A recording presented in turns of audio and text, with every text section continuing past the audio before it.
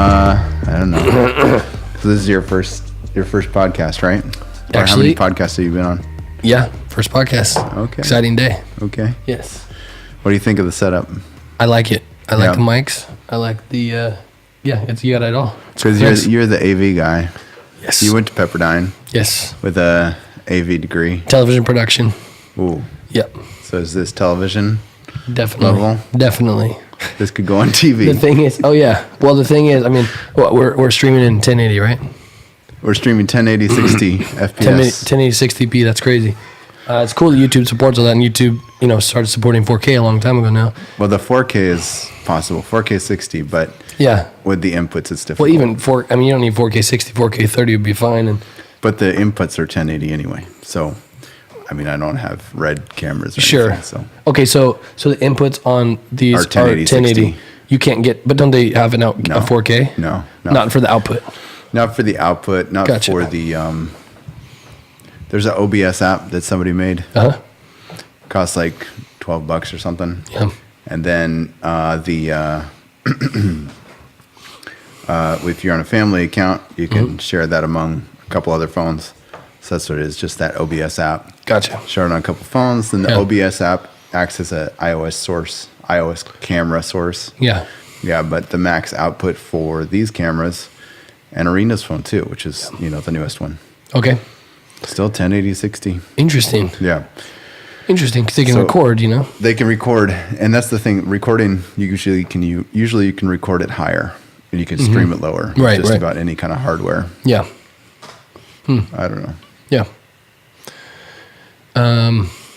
Yeah, that's cool. Well, it's interesting because I purchased a Sony A7S and it could output 4K, but it couldn't record 4K internally. So it's funny that that's backwards on the phones. But I mean, it makes sense. Okay. It's just interesting that it's backwards. Yeah. So it's cool though. What are the other resolutions? There's 8K, right? That's coming out. I don't know when we're going to get there. A lot of people say you can't see in 4K, or it depends on the TV you have, or all that kind of stuff. Yeah. There's the number of pixels for your eyes or something. Yeah, I think at some point it's not going to matter. And it's, the same thing that I think that happened with cell phones. Cell phones were, big and clunky and wired through your car. Mom had one. Yeah. Wired through the car, and then finally they got super small. Finally the flip phone. Saw that on 3 Ninjas for the first time. Well, it wasn't a cell phone at that point. It was a car phone. No, this guy had a flip phone and 3 Ninjas. Like, it was just finally I'm looking at the Motorola flip phone, What is 3 Ninjas? The movie we watched when we were kids. I don't remember 3 Ninjas. That everyone watching grew up on. Is that the 3 Ninjas and 3 Ninjas Kick Back? Don't you remember Tum Tum? Tum Tum and Rocky? Rocky Loves Emily. Was that the one with the surfing? There were surfers. I remember a surfing. No, one. I remember that one. What was that one? Dude. Surfing Ninjas Wow, or something? Surf Ninjas? Is that what it's called? No, it wasn't called Surf Ninjas. Dude, I haven't thought of it since I last watched it. That's amazing.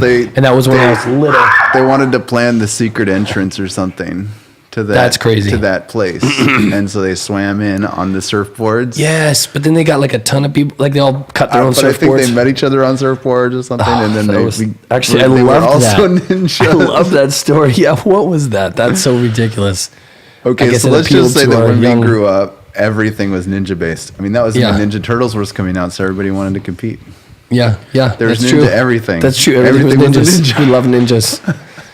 Yeah, that's true. If you weren't a ninja or weren't into ninja-esque things, that's kind of on the out. Yeah, that's ridiculous. Yeah, well, okay, so, but with the cell phone, it kept getting smaller and smaller. And then finally it was okay, we're small enough. Now we got to do cooler stuff. And then they came out with the smartphones and everything's way better. And now we're going bigger again. It's just funny. Yeah, well, to get better video. Yeah, because we got to the size... We tackled the size issue. That was over, And so the same thing. Well, nobody ever knew what the right size was going to be. Well, that's a good point. I didn't think about that. Flip phones made sense always because that was, hey, here's the size of the average person's head. Mm-hmm. What's going to fit on the side of their head? Yeah. But when it came to these kind of phones that are flat, it was we don't know what the right size is. What matters? Does it matter on the side of the head? Does it matter in the side of your pocket? Right. What are people using it for? What do they want it for? Yeah. How are they using it? What are the even restrictions for size? Right. You can start with the average thing of it should fit in your hand, Yeah. But then people had different use cases for it. Some people were I just take it for my friends and we can watch movies, Right. Or other people were like, I want it to be as small as possible. I remember when I was in high school, there was somebody who had like a crazy tiny phone. Yeah. It was like, I don't know, it was from like Asia or something. Yeah. It was like this big, and they were saying there was going to be a smaller one coming out, and I was like, I mean, but that's what the watches are now. Yeah, that's true. That's what watches are now. Yeah. So, I mean, you can do the cellular, Yeah. Apple Watch. That's crazy. And I think you can make phone. I don't know if you can initiate phone calls on it. Yeah, that's awesome. I don't think you can. I don't know if you can. Remember, I mean, on the shows, they would just talk to their watch. I mean, I can't wait for FaceTime with the camera on the watches. Get smart. Well, yeah, that's true. But that was just a phone. Then they got to where what was it, Penny on Inspector Gadget? She would talk to Inspector Gadget on the phone. Yeah, and well, she had her, on the watch. She had her book, too. The book what was the crazy. Book? What did it have? She'd open it up, and it had all the electronic stuff in That's it. That's right. She was really high tech. That's funny. And she never changed her hairstyle. She never changed her hairstyle. It was ponytails, right? Off the side. Like pigtails, I think. Yeah, pigtails. Coming off the side. That's funny. See, it's when it's one ponytail, two pigtails. Right. I believe so. So can you do one ponytails or two pony? I don't know. I don't think so. I think it's a really good question. I think we should talk to the experts at some point. Who are they? How do we even find them? I don't know. I don't know how to find them either. No, there's no way to find them. Okay, well, I mean, you could start with the hair. That's a good point. Person. Yeah. You could go up through the ranks. Right. Right. What's the oldest hair school? Right. You go like find the Grandmaster. Yeah. Probably a ninja too. And we're back. Brought it around, but we haven't got back to the initial. Which was there was never pigtail ninjas. That's true. Probably could be the next big thing. Absolutely. Yeah. Or it could have been back in the day of Inspector Gadget. Yeah. Well, so I was talking about phones getting smaller for some reason. Yeah. I forget what it was. Was it about cameras? Well, no, we were talking about that these are 1080. Oh yeah, the side. Yeah, TVs and at some point the TVs. At some point the TVs are going to get too high resolution. iPhones can record, or I mean, even the older ones can record in 4K. Right, they just can't output. Yeah. Well, what I'm saying is, they don't record for very long in 4K, so it's kind of like, you could make a 4K video if it's 10 minutes long. That's true.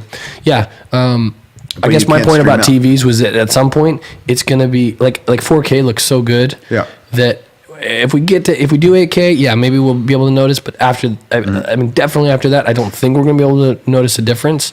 And so then we're going to have to come up. At that point, the industry is going to be like, okay, we've got big TVs, we've got high res. Now what? No, I think, and they've already done some of that with 3D and some different things. Because they say we'll do 3D. They say also we'll curve it. Well, and another thing is the curved TVs are. I think VR headsets are going to become a lot bigger deal. The what? VR headsets. Because right now you put a phone in a little VR headset and you're looking at it, and it's good, but you see the pixels because you're looking from this far away. VR is big. VR social is going to need to be a big thing. That's going to be the weird thing is when it gets to be a point of for VR to get big, everybody needs to be wearing one. And for everybody to be wearing one... You got to have the right game. You got to have the right game, the right platform. No, but it gets a little weird when you got just like a couch full of people all wearing VR headsets. It's just like where... Absolutely. But I mean, but if you're interacting inside there, for some of the time, that's... Sure. I mean, Ready Player One was one of my favorite movies now that...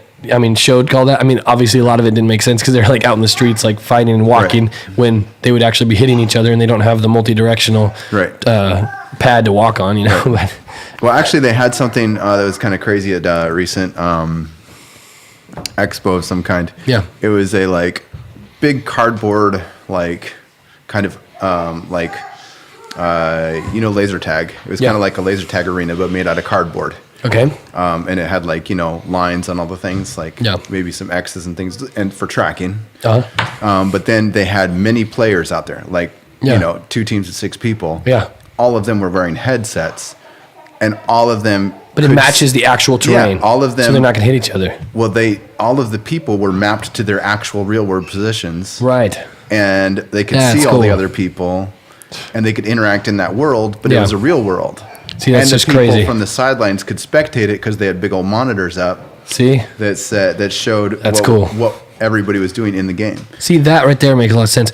I wonder if there's going to be some kind of real estate thing with that kind of floor space. What do you mean? Well, because people buying up warehouses because they want to put in a VR action space. Yeah. I mean, I don't know. It's an interesting thought because that's going to be a need if that something like that became a lot more mainstream and more people were doing it. Oh, okay. So you're saying, well, I'm saying it's interesting. I think it's just that type of format will become popular. You know, something where there's a physical world. Well, I'm just saying though, if you want to do it with a lot of people, world. You need to buy maybe a big space to be able to do that. Anyway, yeah. Mm-hmm. We did in LA, we did a little Star Wars VR thing, and we put on the vests and the headsets, and you know, it's just black space, but the VR game actually matched this actual space. So there was a couple things, walls you could touch. There was a robot that walked through and stood in the corner, and obviously he was just a statue in the corner, but he walked by us, and we were like, oh, watching him, and then you can go up and like touch him, and he's there because he was just sitting there. But he was there the whole time. He was there the whole time. But you didn't know. You know, you would have run into him. But then it was cool because I was doing it with Gabby, and we were both stormtroopers. And when I look at her, they actually got proportions like closer to her body because her head was down, you know, closer to my shoulder, and I was looking down at her, but she had the right body size to be that size. Oh wow! It actually did that correctly. Like that's incredible. Yeah. So there was positioning on the headset. Then. Yeah. Maybe. And then we ended up, you know, going through it, and I think there were some heat lamps because then, you know, there's lava underneath, and you're floating on this thing, and these guys are shooting at you, and then they tell you to pick up guns, and you grab, and they're actually there. Where was this? Was this at Disneyland? This is in downtown Disney, in California. Okay. Yeah, it's crazy. You have to pay, you know, it's like $30 or something. Oh man! And the whole thing, person. the whole thing, like the whole actual plane is like 8 minutes or something, but it's really cool. Yeah. They say the experience is like 30 minutes, but that's all the putting on the vest and the headsets and watching the pre-video. Sure. Yeah, I kind of was like, hey, come on, you false advertisement. That's not 30. It was still awesome, and I'm glad I did it, but yeah, I'm like, come on. That's a pretty funny thing. Yeah. 30 minutes, you can put it on the vest and listen to us tell you about how great it's going to be. This is an experience, yeah. It's like kind of the experience of the waiting in line. I mean, I get that there are super cool lines. Animatronics. Well, I don't know, like Indiana Jones, right? There's gotcha, like waiting and videos and waiting in lines for rides and things. Yeah, or phones. You could call that People part of the experience. That's true. That's part of the. I mean, it is. Life is an experience. Not if you're waiting in line for 4 hours. It's life not a 5-hour is an experience. True. Welcome to Disney. 5-hour experience. Yeah, that's true. 2-minute ride. Unless you know some of the secrets about, for instance, Splash Mountain or Indiana Jones, single riders. You can go up the exit on Indiana Jones and actually on Splash Mountain. Yep. There's a couple others that have it too. Mm-hmm. It's kind of awesome. Going up the exit. Pretty fast. Do you have an annual pass this year? I do, actually. Why? Because we've been there. Because we went with the family recently, and we'd gone a little before that. Yeah. Like a few months before that, so it made sense. You know, it still costs less over the number of days that we went. Okay, yeah. Yeah, because we went like 3 days in a row the second time, and like 1 or 2 days the first time. So, and then we can still go again. We have it till like first third of next year. So how often do you skateboard? How often do I skateboard? Never? Would never be accurate? It would never be an appropriate assessment. Never, right now. Yeah. I had a sweet longboard a while back. Actually, it had like a really thick base. It wasn't like How do you know it was sweet? Did you lick it? I didn't lick it. It wasn't. I'm not talking the taste. Actually, yeah. That's sort of a slang that we use in English, a word that we use to say cool. Well, cool is also a word in English that we use to say cold. But what I mean by that is like neat. No, okay. And I don't mean clean neat. Okay. I mean awesome. Awesome's the only word that actually just means the one thing. Because all the others have dual meanings. So if I want to be clear with you. Rad. There you go. Rad. Actually, to be honest, I use rad quite a bit. And I'm pretty sure I got it from you. I just, I use it. But it's such an old, like people like rad, you know, but I still use it. And I think I picked it up from you. I think I picked it up from you like 5 or 6 years ago. And throw people off balance. Yeah. Let them know that you. But they know what it means. Let them know that you appreciate the classics. That's true. That's classic. Yeah. I'm Ready Player One. Yeah. Rad. Tell me about your lifting. Tell me about this whole keto thing. Sell me on keto. Not keto. I'm not doing keto. I think keto is great. A lot of people, I know some people are doing really well with it. What was it keto? called? What I'm doing is Kino Body. Come on, that's what I meant. Keto. No, I know, but keto is a big thing. Keto is a thing too? No, keto is eat high fat and high protein and low carbs. That's keto. Because with what I'm doing, it's just sort of the normal, where you're eating the carbs for energy and and a lot more protein. Normally, I ended up eating a lot more. No, but sell me on the whole pitch. So how did you get interested in it? Because he marketed me like crazy. How? YouTube? Facebook. Greg O'Gallagher, like it was just popping up all the time. He does these videos like, live life, have the physique you want, but don't live your life in the gym, and you're like, oh, right. That's cool, Yeah. And, no, so I thought it was cool because it's like 3 times a week. And so he had a few different programs, and I just went for the one I thought looked cool for like actually shaping what I want to shape, Mm-hmm. And, so that's cool. And so what are your gives goals? You kind of the eating. Well, I did the superhero bulking program, which is kind of like, it's not just getting cut. It's like building up some things, but he's really kind of big on, we're not just lifting everywhere. Mm-hmm. We're building specific things. So the first 8 weeks is like upper chest and lats and upper back to sort of get more of the V going. Oh, excuse me. To get more of the V going. more of the V going. And then the next. You got to get your V. You got to get your V. And then the abs, going down. He's got me doing crazy abs. What's funny? Got to get your V. No. No, yeah. And then the second 8 weeks is shoulders, and the third 8 weeks is arms. Because now, like, my arms are starting to look a little bit small for the rest of me, so that's good because it'll widen everything out on the top, and that's kind of what you want. Oh, okay. You'd rather be wider on top than on the bottom. So anyway, and then he also, like, is saying you don't overwork the legs.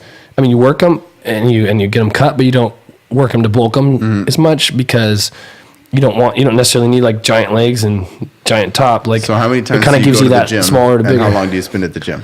Like 3 days a week, and one of the workouts like 47 minutes. One of them ends up being like 108, and the other one's like 52. I think something like that. If I've been the workout plan says use X pounds, or whatever, how do you change that up next week?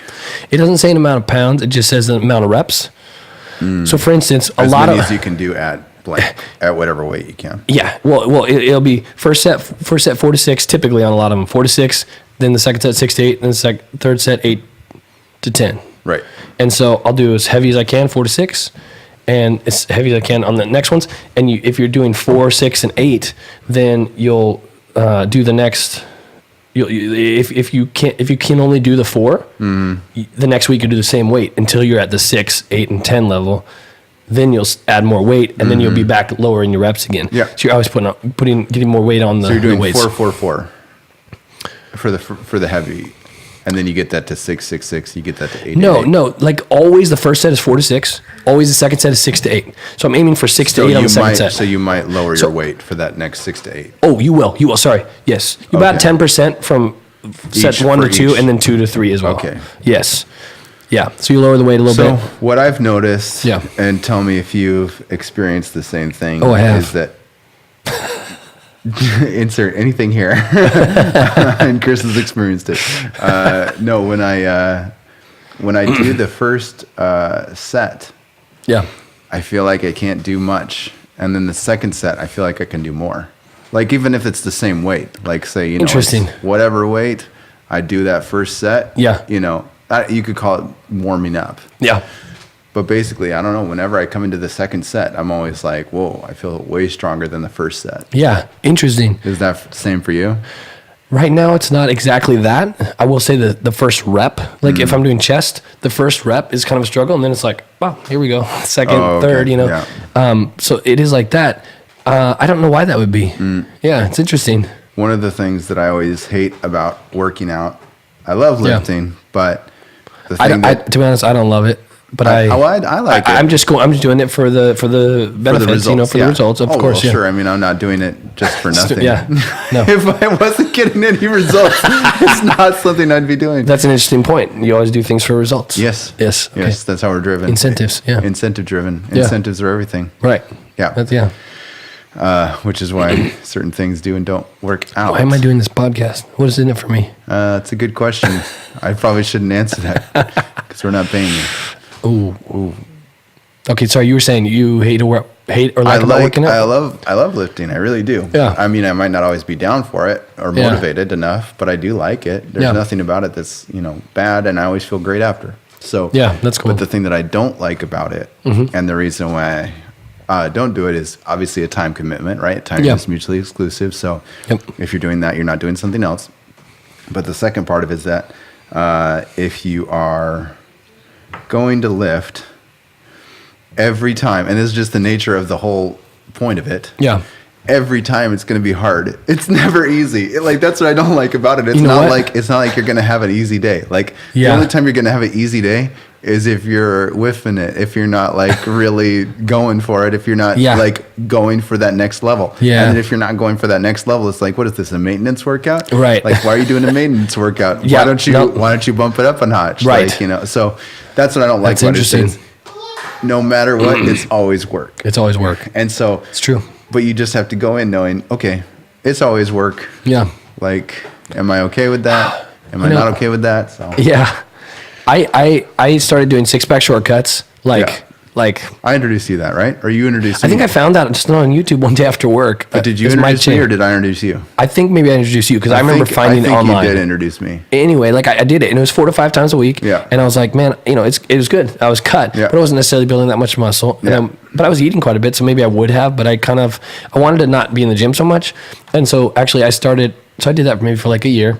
Or a year and a half. And then a little while after that, I started working out with a friend of mine, Lucas. Mm-hmm. Actually, I did it for myself for a while, and then he joined me. And what I was doing is I was like, I'm going to test this thing that my friend Jay McKinney, we sang together in Rescue. Right.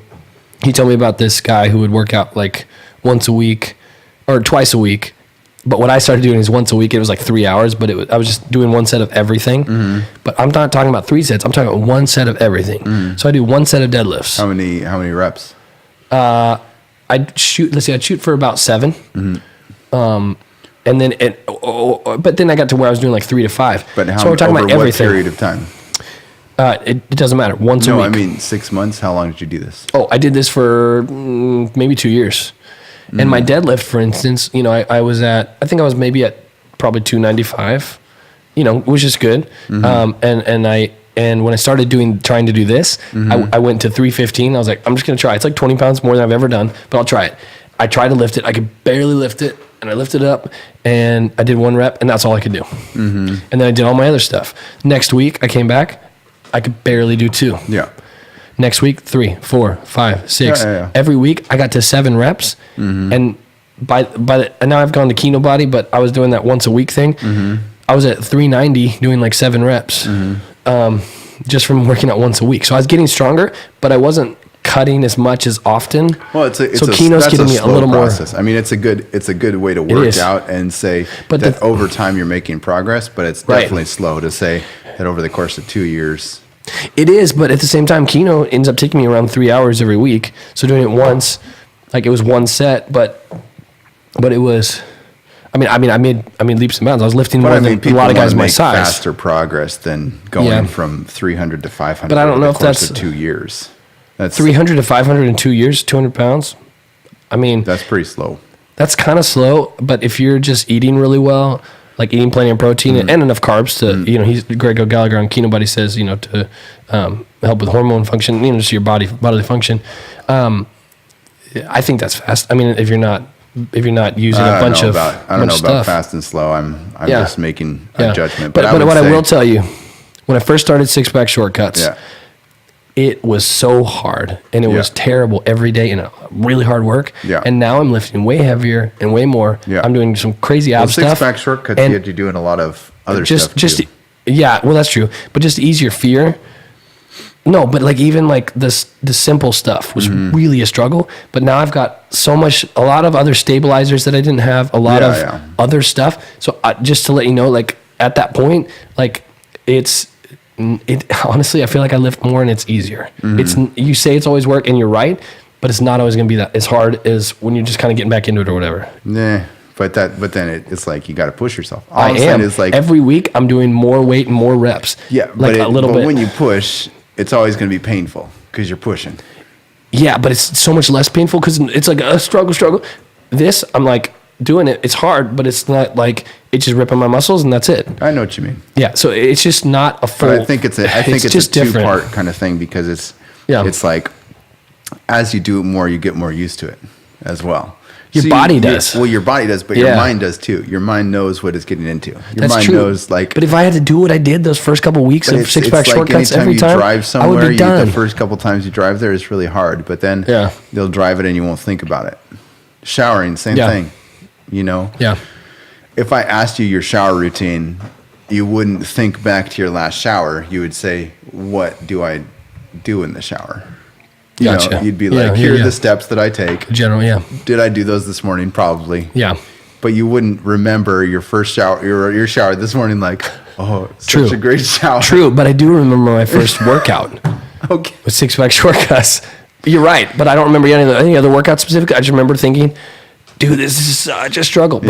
But then, now it's totally changed. And with my buddy that I told you about, he started doing the once a week thing with me, and he's made huge leaps and bounds in his lifts. So that's a big part of it too. Is just anything that's going to get you doing stuff. Yeah, is a good thing. Yeah, anything absolutely. That's going to get you making progress. Yeah, is a good thing. I guess. Yeah, when you have some more muscle to work with, like I've got a little bit more, I think, and I don't have as much as a lot of people I know, but at all, but. It keeps making things easier. Mm-hmm. The more I build, the more I can build. Yeah. It seems like that's definitely true. So now I'm at a spot right now where I'm like, I may be able to just really like crush it out. A critical mass point is really cool. Yeah, then you can like maybe take some leaps and bounds. But you have to eat enough because just because you're lifting, you're burning. And you were telling me about eating protein at night. Yeah. Because you're either thing maybe during the night or gaining because if you're working out.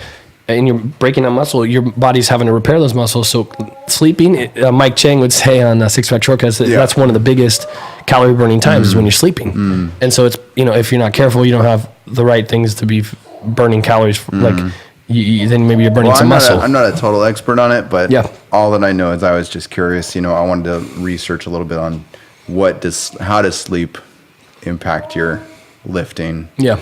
Is it a good thing? Is it a bad thing? Like, what is sleep about? Mm-hmm. And I was kind of targeting it to be like, is that a time when your muscles are rebuilding? Is that a time when this is happening? So my search was kind of in one direction, but then the things that I kept on seeing popping up were things about, protein when you sleep, and I was like, what? So I kept on reading. So then I started crafting my searches around, what do you eat before sleep? What do you eat during sleep? And it was just kind of talking about that threshold of like, you're either during the night, you're either going to be eating away or you're going to be contributing to.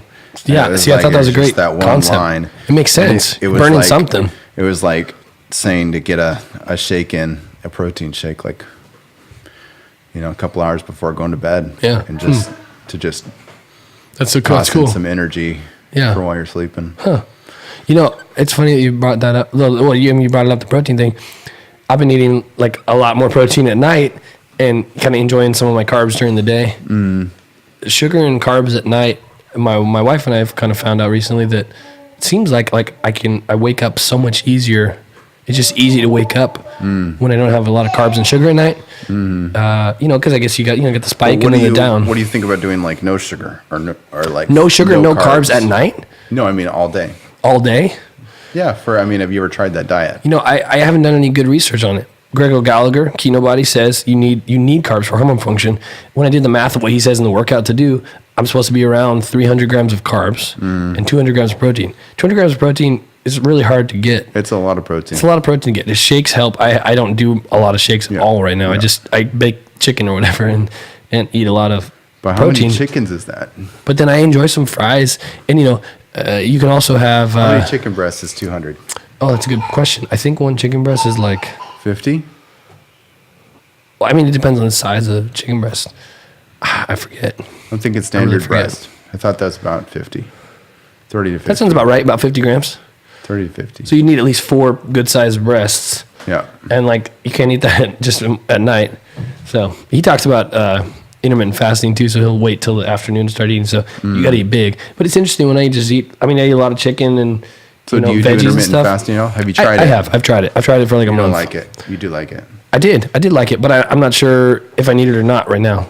Oh. But I have really liked it, yeah. I mean, it's not hard. Mm-hmm. I feel pretty level all day. Mm-hmm. But you have to eat. You have to try and get in all those... You don't drink coffee, though. All that stuff. No, I don't. Why don't you drink coffee? I just never like the flavor. Coffee is a really good appetite suppressant. I have heard that, but it's not hard for me to go till 3 or 4 o'clock. Mm. I mean, a lot of times I'll go like 2, but I haven't been doing it lately. Mm. Yeah, lately I'm just kind of like, no, I just kind of want to eat, and I just try to. I actually had set up a spreadsheet and did the math just to check, my just to understand where I am. And when I realized what my eating was, is I was getting a lot more carbs and not enough protein. So and a lot of fat. and that's just the macros, And so I got my fats, more reasonable. Is that Pac-Man? Of course. Yeah. I got my fats like more reasonable, and carbs are where they should be, but they're not like it's so high because you just eat pasta and lasagna, and you go to Italian places, like here's a ton of pasta and like a tiny bit of chicken. You're never going to get your protein that way, and that's just how a lot of stuff is, and protein's more expensive, so you end up eating a lot more carbs and a lot less protein. So I've pushed up my protein, and my carbs go out of control because carbs and fats apparently can be energy. So you want to keep one of those low. If you want to do keto and do high fat, you do that, but keep your carbs low. If you want to just do normal, you can have your carbs when they need to be, and your fats down. Because fat will be converted into, because fat will just be fat, or you can convert it into energy, and carbs will be converted into energy or become stored as fat. So then if you're not working out like crazy mad all the time, but if you're not going to burn all these off. This many carbs or this much fat or this, why not just do this 50-50? Yeah. Oh, you can do that too. I think you can do that. Oh, okay. I'm not an expert, but yeah. The point is that it's real quick. You get a lot of fat real quick anyway. Okay. And then you have a lot of fat and a lot of carbs. I mean, carbs just, everything. Pasta, bread, and bread is such a staple, so a little cereal or something. So you like making music and video production and those kind of things? Yes. What's the coolest thing you've been doing in After Effects? Or what do you like? Question. What's the setup you like? Yeah, it's kind of funny. I mean, you can edit a video in Premiere, and you can edit a video in Premiere, and then you can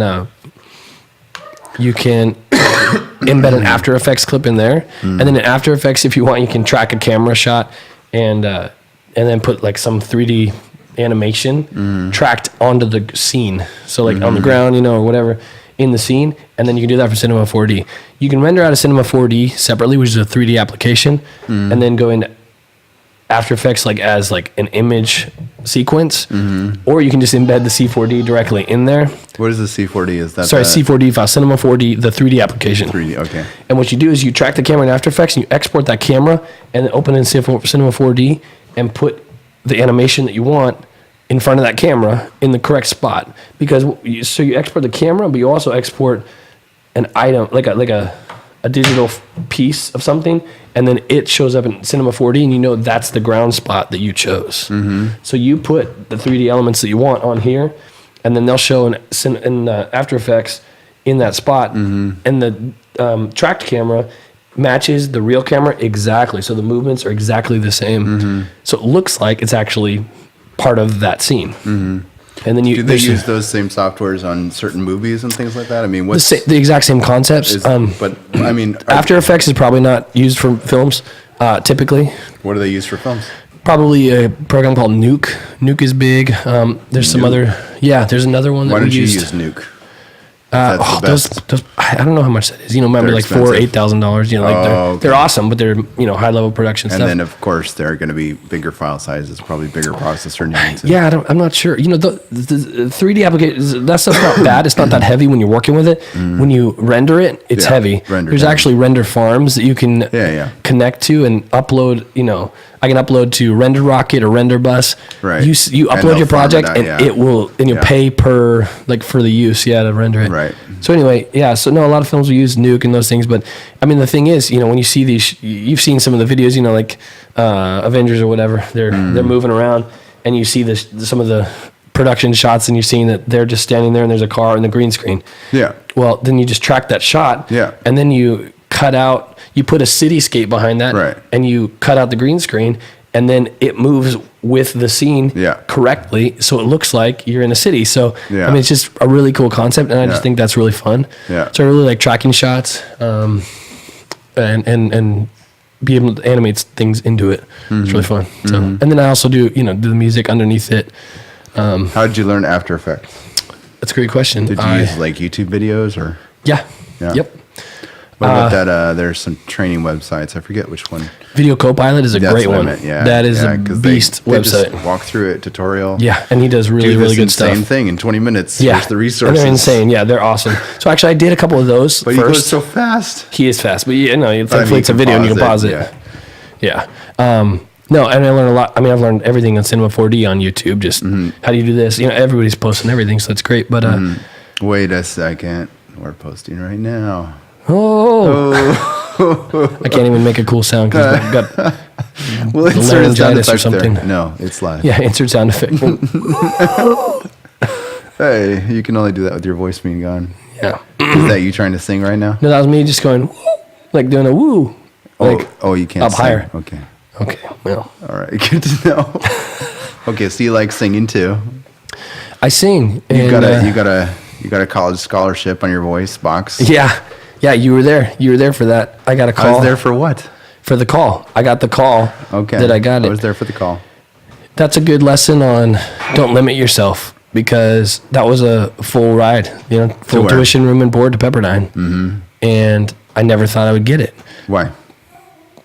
Because it's just too big. I mean, that's what we all think, I think, but at the same time, you gotta try for it. And my mom encouraged me to try for it. And so it's like, you know what? I'll try for it, and I'll be like, hey, probably not going to get it because it's a freaking awesome deal. And if I did, that'd be insane, but I'm going to try. And I got the call, and, we talked a little bit before, and I got the call, and I did it. So it's really huge and exciting. Yeah. Really fun. Yeah. It's crazy what's been going on there lately, though, with the... wasn't there a shooting or something, and now fires, and it's like... Yes, there was a shooting real close. It's insane stuff. They're really awful. And actually, but as far as the fires, my sister went there as well, Catherine, and our sister too. she told me, who's your sister? she told me. I'm not just Kirk of Kirk Live. I'm also your brother. She told me. She showed me a picture of the Pepperdine campus. Yeah, it's burnt all around, I saw but that it's photo. green on Pepperdine. It's amazing. And they said they attributed super well it to designed. the brush. Well, they said they attributed it to the very proactive brush clearing. Wow. So I guess they I have didn't see that. an aggressive brush clearing policy around the area. That's wonderful. I remember when you went there were fires. I think part of why they do that, I saw Andrew Benton. He's actually retiring soon, I believe, the president, doing a talk in the cafeteria because some of the news organizations were telling people to get out. But Pepperdine apparently is a site. Oh. Like a safe site. So that's probably why they're so aggressive with that, because it's a designated safe site during the fires. I would say that it's probably a designated site because of their policy. Well, you know what? This is all speculation, so I don't know. This is chicken and egg. We could discuss the chicken and the egg. Here's the thing is, they were saying then there's no reason you shouldn't be in class. Yeah, right. It doesn't matter that the world is on fire. The world is on fire. Like, you should be at class. Let me just sing a little clip for you. The world is on fire. No, it's Pepperdine. Yeah, I'm not going to do it. But yeah, that's good. No, that's not funny, but no. Yeah. Anyway. So let's talk about the chicken and the egg. So which I'm came not prepared. First, the chicken and the egg, or the chicken or the egg? You need to rephrase your question because you said the chicken and the egg. Which came first, the chicken and the egg? The chicken and... That's not a question. Which came first? I think the chicken. Okay. I think God created the chicken, not the egg. That's what I think. Poof, here's the chicken. Well, I mean, it says, he created us. He created, earth, vegetation, water, light, dark, and animals. So I think he just created the animal. I don't think he created like a little egg and then it hatched. I think I agree it was chicken first. I think it was probably something that was similar to a chicken. I didn't think we were actually going to go into this. Evolutionary step to what we know as a chicken. You think, say that there again? Could have been, I'm just saying there's, eggs start somewhere, right? But that's a reproductive thing. So it's got to be a cellular development before it's an egg development. Right. You know what I mean? Wait, no. What are you saying? Like when it's made in the womb of the chicken? No, I'm saying that. We're talking about chicken womb? No, I'm just saying cells are growing, doing their thing. Right. Multiplying. When an egg is building? So I'm saying, I'm saying something's ability to reproduce. Yeah. It's definitely always secondary. I'm going to always say chicken before the egg, because the egg is a reproductive I've never thought about it and given an answer, but I agree. I think we agree on that. I think that's my answer. So what are we arguing about? Should we just hug? No, this is all about protein. Remember, eating more chicken. Oh yeah, chicken. Oh, but we're vegans.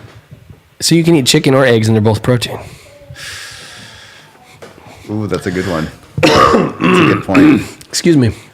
Yeah. There's no coughing on the show. Actually, that's what I need. Sir. That's what I need. That's what I really need to integrate into the cough system. Button.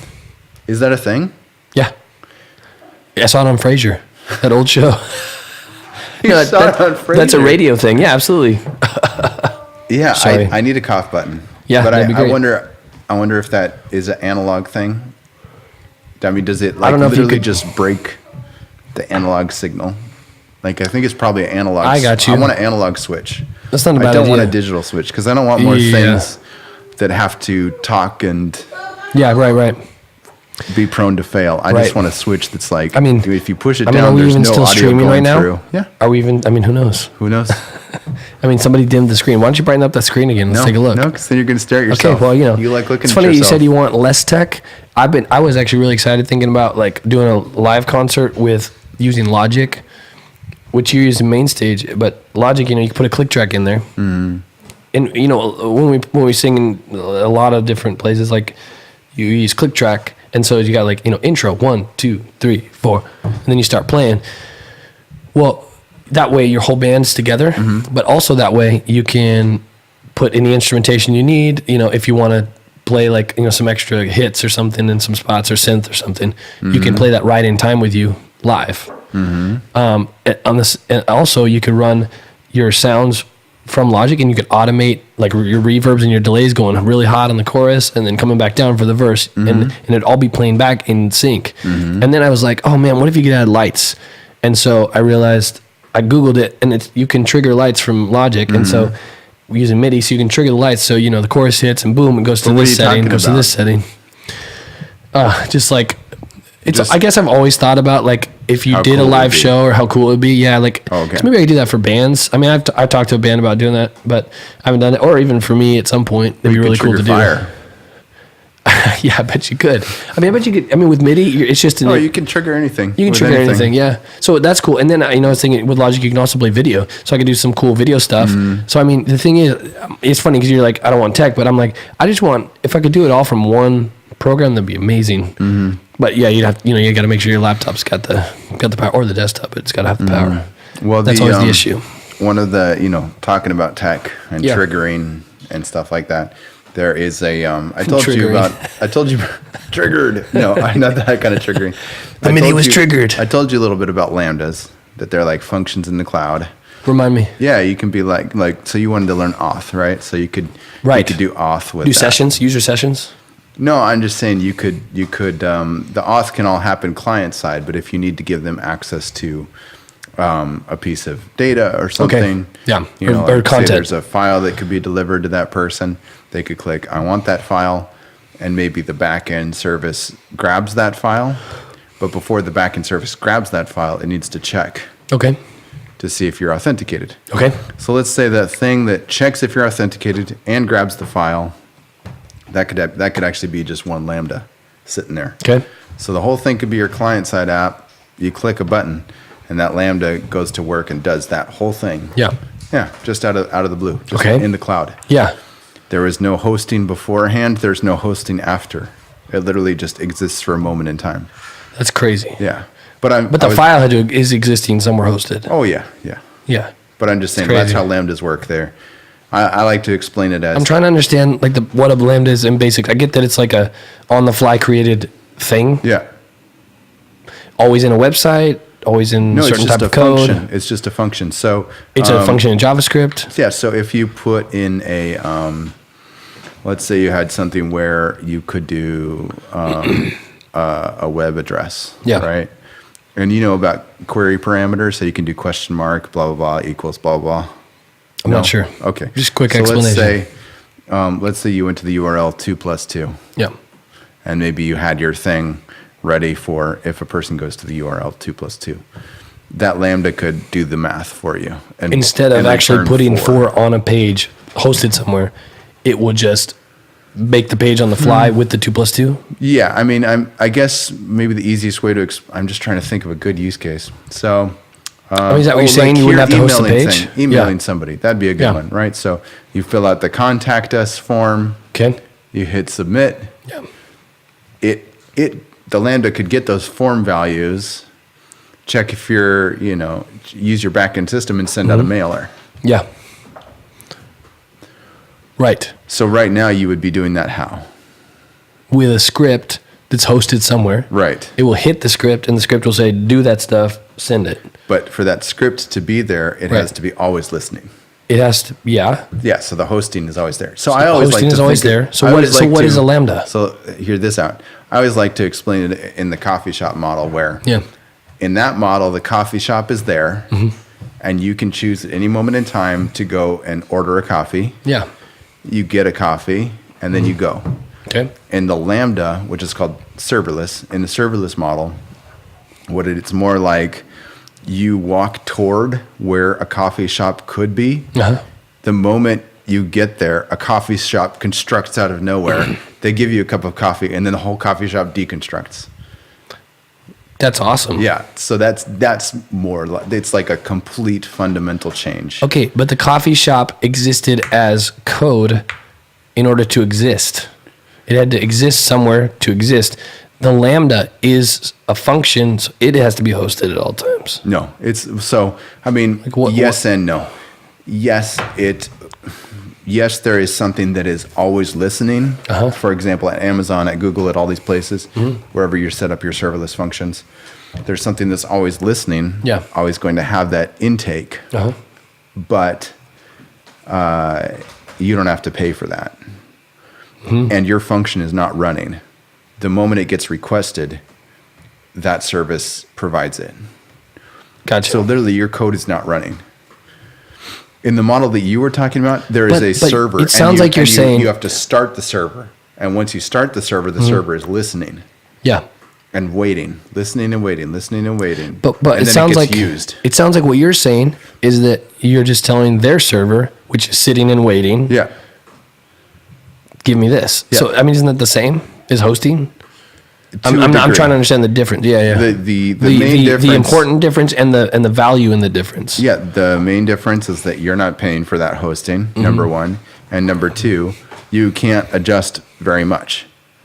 You can't adjust anything about their hosting. All you can do is say, when a person hits this specific place, fire this function. And so that function could be that mailer, right? Yeah. You submit, you do a post, send those form values. Those form values get combined, and then it sends an email out to that person, right? So that's what a Lambda could be. Man. But I was getting into this to say about triggering and stuff. There are things that are... Triggered. Sorry, it just... Give me your best triggered. I just can't handle this. Give me your best triggered. That was it. No, I just insert something crazy offensive here. No, you don't say it. I'm just saying if I said something crazy offensive. If I said something crazy offensive, you just got triggered. Show me your best triggered. That's your best triggered? Yeah. It's silent. Show me your best triggered. I don't know. I just did it. Well, it depends on what you said. My arms Because if you said you forgot to brush your teeth, I'd be like, what are you talking about? You'd be that triggered about it. You're really sensitive. But if you said, I don't know. If you said something else less offensive or more offensive, something like coffee is bad. Oh, that's really offensive. That's extremely offensive. So let me see your reaction. What do you got?